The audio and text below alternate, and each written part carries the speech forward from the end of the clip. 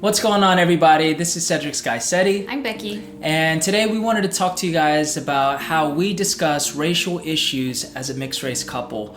Now, the reason why we're doing this is because in recent times, and this is June of 2020, there's been a lot of tension in the United States, and I think it goes without saying with what's going on. And really the truth of the matter is these racial tensions, specifically as it deals with people of color and even more specifically African Americans, this has been going on for decades, and I would even argue hundreds of years. So recently there has been a lot of unrest when it comes to the protesting, especially when the death of George Floyd happened in Minneapolis. And we won't get too much into detail with that. Maybe that'll be another video, we don't know. But that really got us thinking about how Becky and I, as a mixed race couple, how we discuss these racial issues, because we have these discussions all the time. And really, it's in the nature of what we do on this channel and also on her channel with the Haffy Project. So we wanted to share with you guys in hopes that this will add value to you, but also maybe give you some insight on how to have these discussions, what we do and how we do it. Yeah, so hopefully you guys will find this valuable. Yeah, this isn't necessary social commentary. We really believe that how we discuss about these difficult topics as a mixed race couple specifically will in a way kind of be our way to understand and spread that understanding so that other people can understand and have more compassion, and hopefully we are part of a solution to this long-standing systematic issue that we are seeing not only in the US but in other countries as well. And so we're kind of keeping it personal today. Yeah, this is going to be how we do it. This is how we do it. And I thought maybe it could be a good example. So actually, I thought of this idea. This was the idea I thought we could share to people because for me, this has been very, how can I say, like really educational and very eye-opening.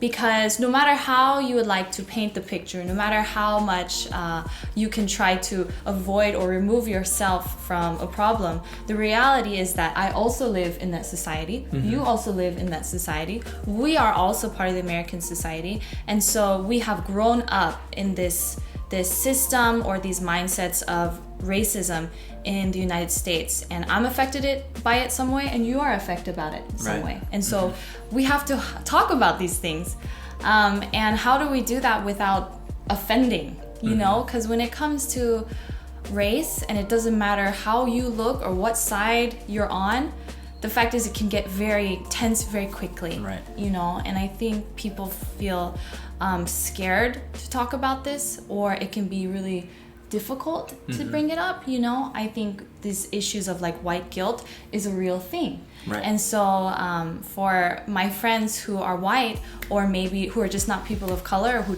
don't understand or don't know where to even start, it can be scary to kind of, you know, to even broach the subject. I could imagine. You know, one thing that I appreciate about Becky is she's a very curious person. Like in every aspect.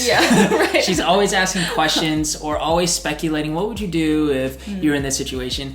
But she also asks questions about like current situations, or how I feel as someone being half black, how I feel about certain situations that happen in the US. And so I appreciate the fact that she could bring that up and we can just freely discuss. Now, you know, I will say that sometimes it almost might feel like, at least for me, it's like, oh wow, I can't believe you didn't really know that, or know that, you know, maybe certain African Americans might feel this way or live this way.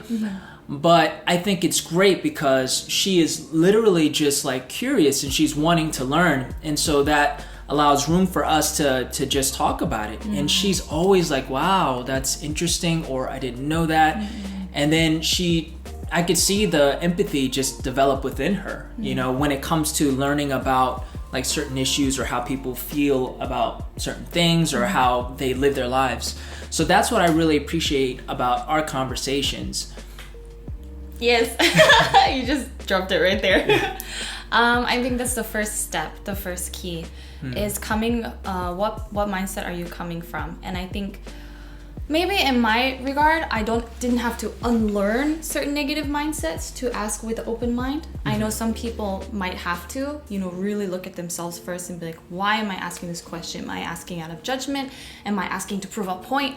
Rather than side of general open-minded curiosity, help me to understand. I think that's kind of the first step, a non-offensive approach to asking things you don't know. And then in your regard, a non-defensive response. Yeah. That I think is really, really, really key. Yeah. It can be easy for, a lot of people of color, a lot of Black people. People who have been wronged. Right. It can be very easy to feel defensive or even feel like whenever the conversation from a genuine place gets started from someone who's trying to learn to be defensive or to, kind of have the attitude of, oh, I can't believe you didn't know that, or how can you not see that, or even going so far as to say, well, we have so many resources out there, why don't you proactively look it up? Why haven't you looked into it at this point? It's very easy, and I'm not saying it's necessarily wrong to have that mindset, and it's understandable. It's justified. Right, it's justified.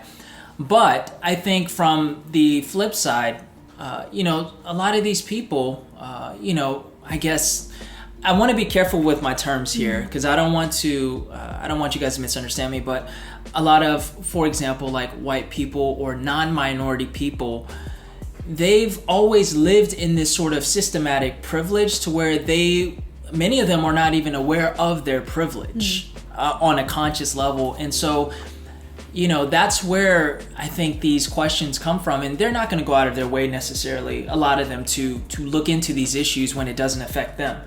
Us as Black people, it affects us each and every day. So yeah, we're more aware and more conscious of what goes on. So I think that's one of the things where it's easy to be defensive, but I think in order to move the conversation forward, again, even though we've been having this conversation for a long time, in order to move it forward, I think for us at least, it's healthy that I don't become defensive and I just try to understand Becky's perspective.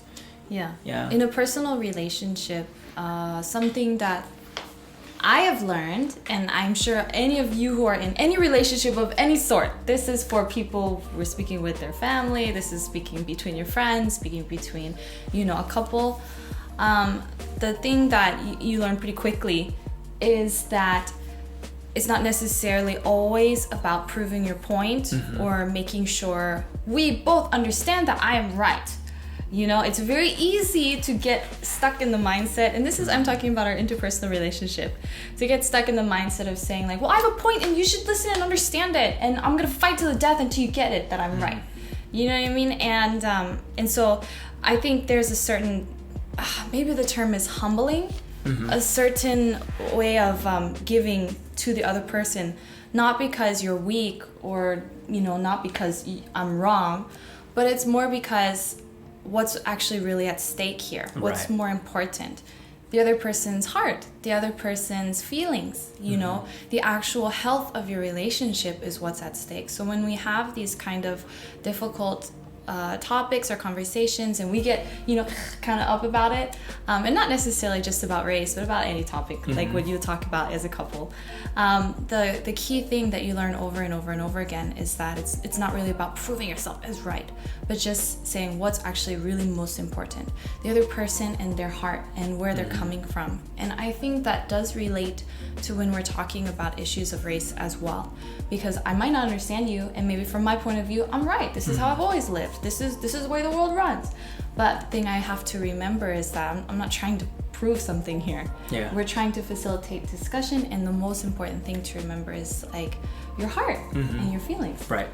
Yeah, it literally goes both ways, and it's a give and take, and I guess I would venture to say that in many contexts it's a compromise, because, from my perspective, I can feel like, well, you should understand, you should already know this by now, or why would you ask that, or why would you be insensitive? But I have to understand that, she hasn't lived the life that I have. She hasn't lived in the context that I have. So she may not just understand, and then, vice versa. She has to understand the place that I'm coming from, and knowing that not only myself, but, people that I know, or even just my ancestors, what we've gone through, it sort of causes us, or is a big key player in our emotions and our emotional reactions. So I think it's just a matter of, okay, we have to, if we want to really have a discussion, we just have to give and take, and just even sort of compromise our emotions and our feelings. Compromise our emotions and feelings. Yeah, in order to move the conversation forward, in order for us to be on the same page, right? Yeah, relationship is really I give to you and you give to me. Not I'm trying to take and make myself better. Yeah. And I guess that helps when you're having tough discussions, especially about race, and especially when the outside world is all looking and focusing on that. Right. Then it's even more important to check yourselves and see, who am I really trying to serve here? Right. Yeah. And I know what a lot of you guys are thinking.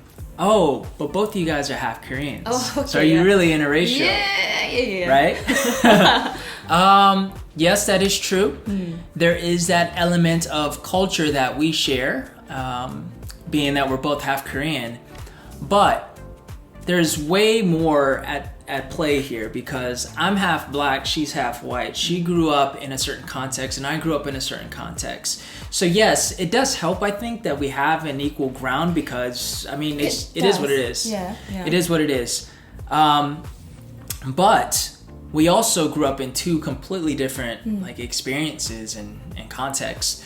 And so and her experiences interacting with the world is different than mine, because of the color of my skin or how I look. So from that angle, I would say it's still very much like any other interracial couple. Right. We do have that added benefit, but that's not even really a key player here. We still have to, as any interracial couple would, have these tough conversations, or sometimes uncomfortable conversations. Now, another thing that I'll say real quick is, in any relationship, if you love the other person, then sometimes you're going to have uncomfortable conversations. Yeah. Right? But remember what the end goal is you guys want to understand each other more, you guys want to get closer. So I would encourage that, don't avoid the tough conversations, but just try to have that understanding. Yeah, this is kind of for our viewers, or our friends who are biracial or mixed race. I think I see an alarming number of maybe comments or messages about people who say well, you're not even black, this is not your issue. Right. Or people who are mixed race, how we can stand for saying don't judge me by how I look, right? We always say that as a mixed race person, don't judge me by how I look, and you want to try to fit into that society, whatever that society looks like. To say I as a person individually, to say I really believe that nobody should be judged by how they look, that mixed race people also have a place to fit in this world, we're not second class citizens, whatever. To be able to say that and then ignore a part of you and your history would be so hypocritical and wrong. I don't even want to imagine having that kind of mindset. So for people who are biracial or mixed race, especially, I think it is quite pertinent to us and to you. And as to us being an interracial couple, prior to dating you, actually there were so many things that I didn't realize were so important and actually weren't in my face so much before. Yeah. The colors are the issue of being a person of color, these issues of race, racial tensions. To be honest, I just didn't think about a lot of things. I knew it was present, I knew it was aware, but I just didn't, it didn't cross my path. And this is why it is different now. So when people ask me yeah, but you're also half Korean, so that's why you have your commonality. That's true, but there are also some striking differences. And I didn't realize it before dating you. Yeah, you're sort of, you have no choice but to be confronted with these issues now because of my black side. You know, honestly. as a couple, and you can try to deny something about a different person, pretend like it's like, I only see you. I don't see what you look like or what society looks at you like. You can try to say that, but that's not the real world that we live in. And so when somebody that you love or somebody you care about has an issue, that becomes your issue. And maybe you can't understand it on the same level, but I try to learn. And first, if you have acknowledged that, hey, your issue is my issue. Once you have that foundational factor, then it's like the rest of it, how are you going to build on top of that? Right.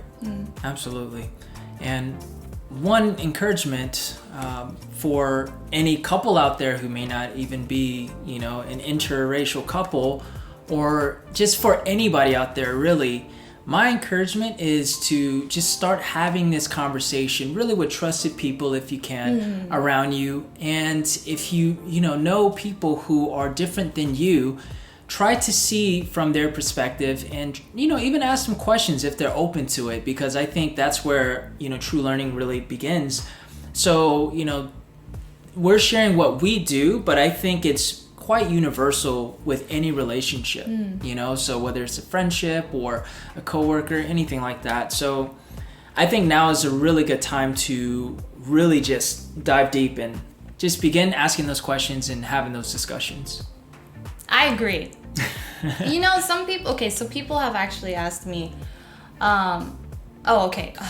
somebody had said to me, like, I went to a black church in the States, said to me, and was like, I really like it, and I just love how the people are so kind. I love the community, but I just felt like the pastor was always talking about black issues. I felt like this was church. Like, we're supposed to be talking about the Bible and theology. How come we're so talking about black issues and everything's always related to that?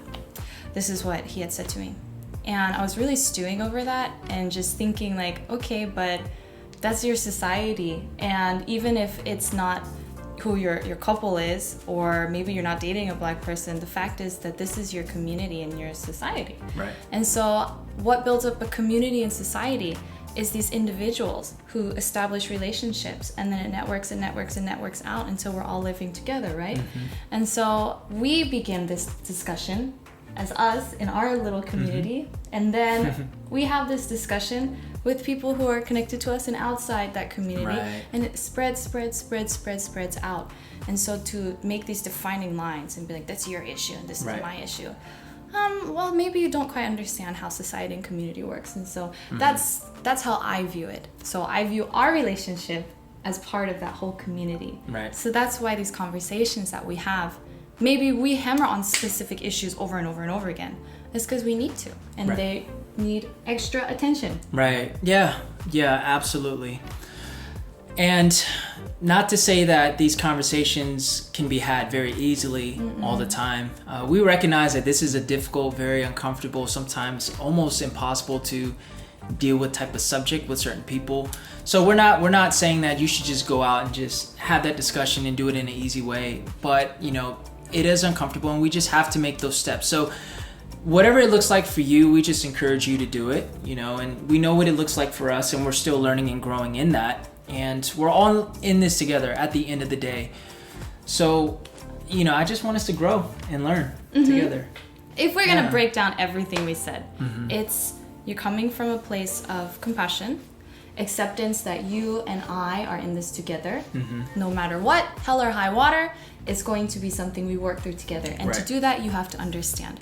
So how do we understand? Understanding requires communication, and we communicate. How do you communicate effectively? In a non-judgmental, non-offensive, non-defensive manner. And so you're having a two-way street conversation. And I really think this is how you can spark a good conversation about things that really matter, even if it's scary and difficult for some people. But that's just how we do it. Right. And so far it's working. Yeah. For the most part. Yeah. We're working on it. So anyways, we just wanted to share that with you guys. Hopefully it helped. Let us know if it did help, or also let us know maybe other ways or suggestions that you might have to move this type of discussion forward. And we'll also, if we have some resources, that we've come across. We'll try to link it in the description or in the comments, and you guys can share resources as well. We invite you to do that. And I mean that's pretty much it. Yeah, we invite conversation. We invite people who really have questions, genuinely, or just need a place to speak. I've been getting messages. I know you've been getting messages from people just speaking out of their outrage, and suffering, and knowing that we're a listening ear. So I think if you have something that you want to say, or you have something you want to tell us, we really are open for that. Right. And you can always send us a comment or message via Instagram. Absolutely. But yeah, that's pretty much it for this video. We'll probably come out with more videos talking about related topics. And sure, it's inevitable. Yeah, I think it's sort of our duty at this point, especially with everything going on. So we'll definitely keep you guys in the loop with everything that we learn, and we'll share these type of discussions with you. But anyways, we're going to see you guys in the next video. Make sure you subscribe if you're not subscribed already, and also follow us on social media on Instagram and also Facebook. Well, you don't have a Facebook. I guess just for me. Not like the personal okay. Yeah. Forget Facebook. All right, forget Facebook. You can find him places. LinkedIn, he's got a LinkedIn. Maybe we shouldn't. We should. Yeah, follow him on LinkedIn, guys. Anyways. All right, guys. Yeah. It's always good to laugh. So we'll see you guys in the next video. And remember to always seize the day. Peace. Peace.